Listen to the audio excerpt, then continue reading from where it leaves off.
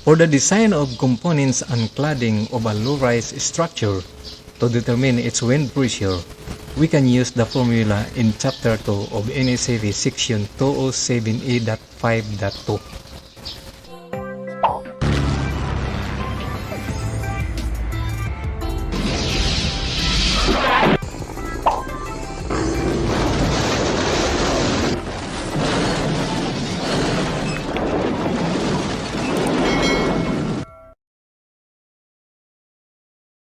This formula here, 207E.5-1, P net is equal to lambda kgt P net 9. But to use this formula, the buildings shall comply with the following conditions.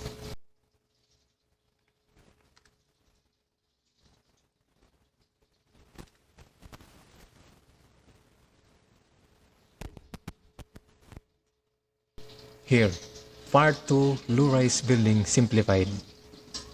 The roof mean height of a building to be considered must be less than or equal to 18 meters. So what is this roof mean height?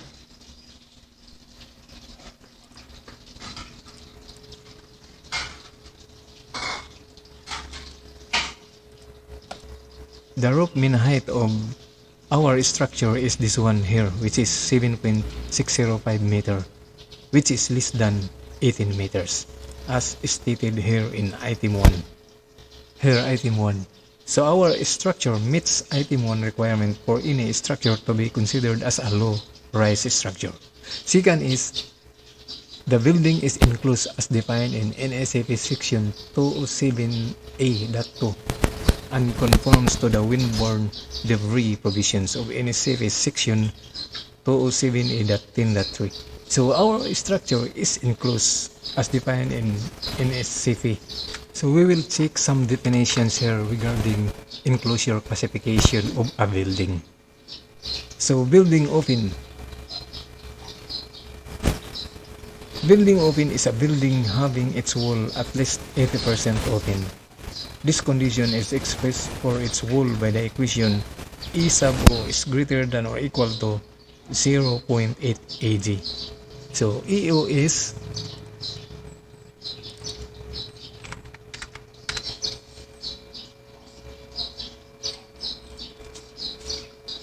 the total area of openings in a wall that receives positive external pressure in square meter, and EG is the gross area of that wall in which EO is identified, also in square meter. And in our perspective, if we calculate this area of opening at this wall, for example, the wind direction is at this direction, so this is the wall that receives the external positive pressure. So we calculate the opening, then divide this opening to the total area here, and the quotient must be equal to or greater than 0.8. By visual inspection, area opening must be less than 0.8 AG. So then our structure is not an open building. Now the question, since the building is not an open building, is this building a partially open or an enclosed building? Now,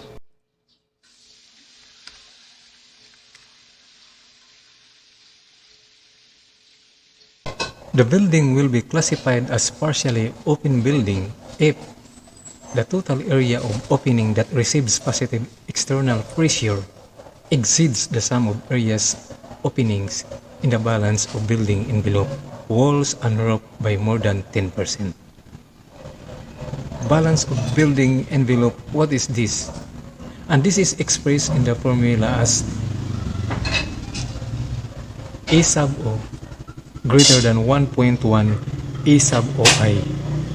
We know already that EO is area of opening and E sub OI is given here.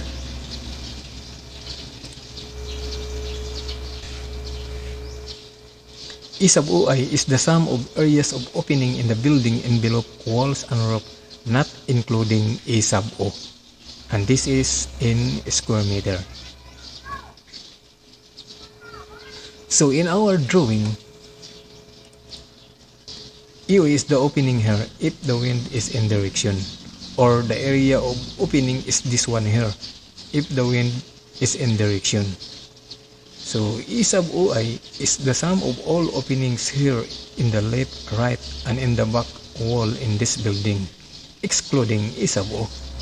And in the visual examination, EO does not exceed 1.1 E sub OI. That's why our building is classified as enclosed building.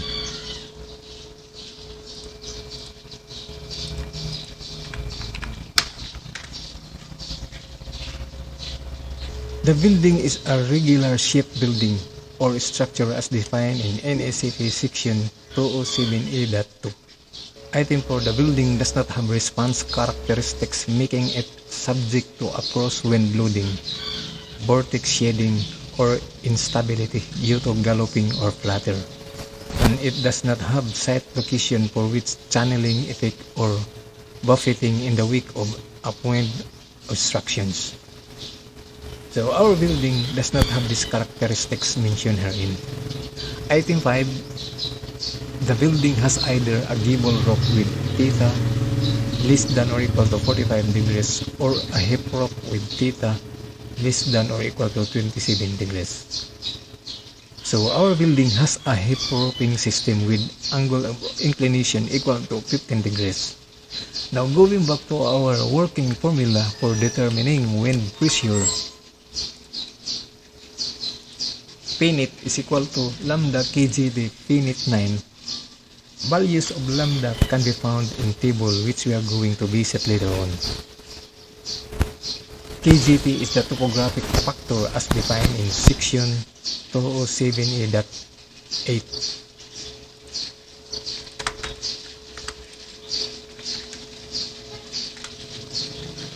This figure here. Now our structure is located in the urban areas. So it is mentioned here to use kgT equal to 1. If site conditions and locations do not meet all the conditions specified in this section, then kgT is equal to 1. Next is this P-net 9, which is the net design wind pressure for exposure B at H equals 9 meters from figure 207A.5-1.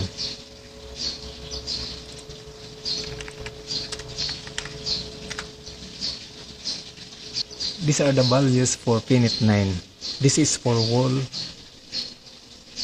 and for our structure where angle is theta equal to 15 degrees falls here. Now this table here can be used for low-rise structure with the requirements that I have mentioned earlier. And it is noted here down, design wind pressure on walls and roofs of enclosed building with H less than or equal to 18 meters. And bigger for this table shall be used together with lambda value, meaning provided the structure is in exposure B category and roof mean height is less than or equal to 10 meters and rest category is 1 as reflected here above, then our lambda is equal to 1. If we can remember our working formula, P-net is equal to lambda kgT P-net 9. So in our case, lambda is equal to 1. Now in case the height is greater than 10 meters and the exposure is either C or D, then lambda value is no longer 1. And it is tabulated here down. Here we can use the lambda values. Let's say for example the roof mean height is 12 meters under exposure C, then we get the lambda value equal to 1.49. So the P-net or wind pressure in this case increases considerably. Here, to get the wind pressure, we must know the wind speed, the affected area, and the zone respective location. Our wind speed based on location and by using map,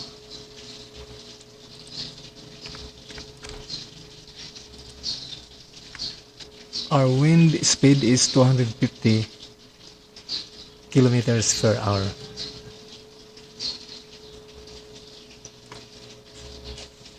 This map is for occupancy category 3, 4, and 5 buildings. So this now our data.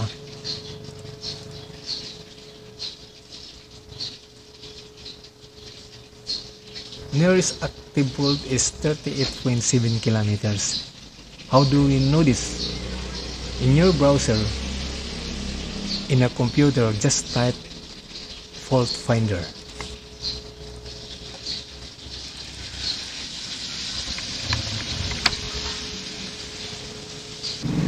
Just type fault finder, then hit enter. Click this.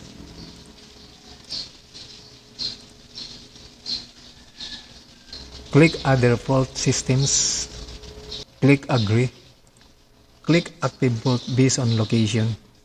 Look for Pampanga and double click it. Because the site location is in Pampanga. Double click the municipality name, which is Florida Blanca. Then double click Barangay Basa Erbis. And here the distance is 38.7 kilometers. After getting this seismic source distance, we will be able to get the following. The near source factor NA is equal to 1. Why NA is equal to 1? It is tabulated here for seismic source distance greater than or equal to 10 kilometers. NA is equal to 1. And ours is 38.7 kilometers, which is greater than 10 kilometers. Then we have NB value is also 1. So we have here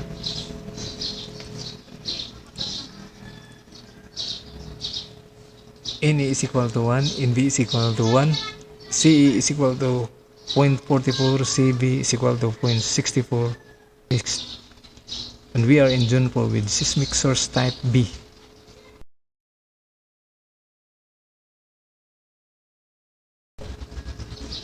We have already wind speed, which is 250 kph. Next, we must know the location of zone 1, zone 2, and zone 3. This here in our structure in the roofing. This one hip roof. Zone 1 is at the center. Let us take note of this. Zone 2, the sides, and zone 3 is this one here. Zone 4 is for walls, but we don't include this in our tutorial, for we will only use zone 1 and zone 2. We don't need zone 3 either, because it is stated here for hip roofs with theta less than or equal to 25 degrees, zone 3 shall be treated as zone 2. So we need only zone 1 and zone 2 data. Now let us take this opportunity, since we are in this figure, we need to determine our A value. This A distance.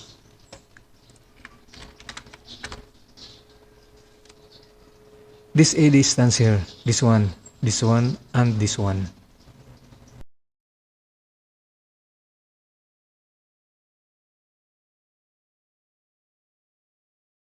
A is 10% of the least horizontal dimension, which is 0.1 times 10 meters. 10 meters is our least horizontal dimension and equal to 1 meter.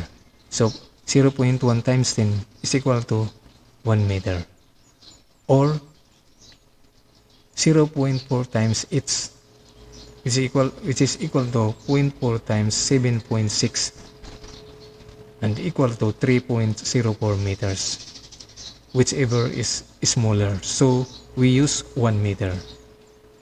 So take note, E is equal to 1 meter, but not less than either 4% of the least horizontal dimension, which is 0.4 or 0.9 meter. So E must be equal to 1 meter. So I have here E is equal to 1.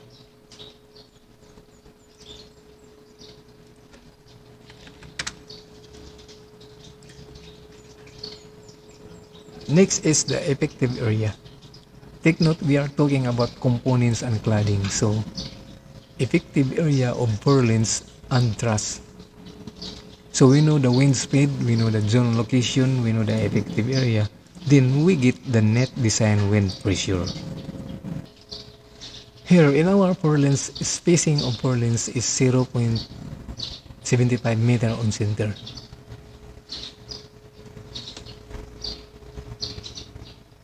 So the tributary area is 2.34 times 0.75, which is equal to 1.755 square meter.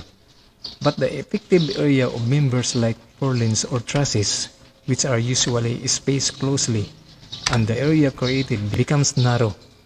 To better approximate the actual load distribution in closely spaced components like trusses and purlins, the width of the effective wind area, as it is being said here, need not be taken as less than 1/3 the length of the area. So here, 1/3 of 2.34 is equal to 0.78 meter. So therefore, we use 0.78 meter instead of 0.75. So we calculate 0.78 times 2.34, which is equal to 1.83 square meter. So we write here 1.83 square meter as effective area. For June 1, June 2, and June 3, we have positive pressure of 1.18 kilopascal, same for June 1, 2, and 3.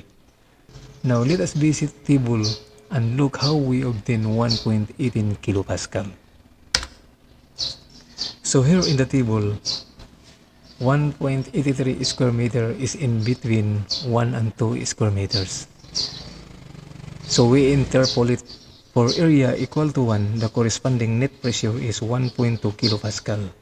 And for area 2 square meters, the net pressure is 1.05 kilopascal. Doing the interpolation, our net pressure corresponding to 1.83 square meter is 1.18. Since this is kilonewton per square meter, we will convert this into kilonewton per meter to become a line load in purlins. So 1.18 multiplied by spacing of purlin, which is 0.75 meter, which is now equal to 0.89 kilonewton per meter. So we have here 0.89 kilonewton per meter. For the negative pressure, same procedure. Take note, for positive pressure, June 1, 2, and 3 have same value, though we don't need June 3.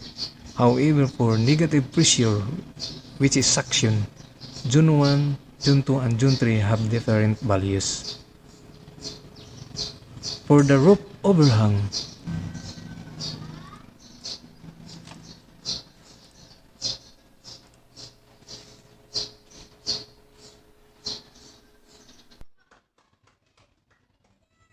the distance from the truss support to this eave is 1.7 meters.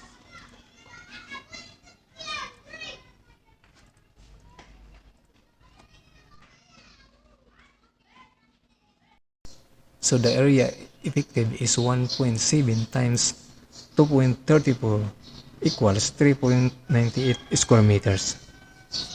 This is now the effective area of roof overhang. And the net designed wind pressure is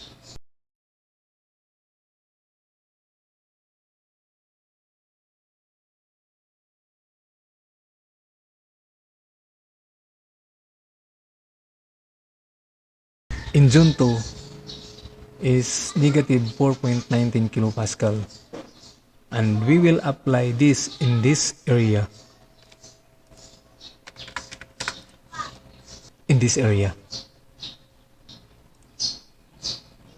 So negative 4.19 kilopascal multiplied by 2.34 meters to convert it to a line load, and it will be negative 9.8 kilonewton per meter. So we have negative 9.8 kilonewton per meter here. For the soffit PS is just equal to PW, which is the wall pressure. So the wall pressure is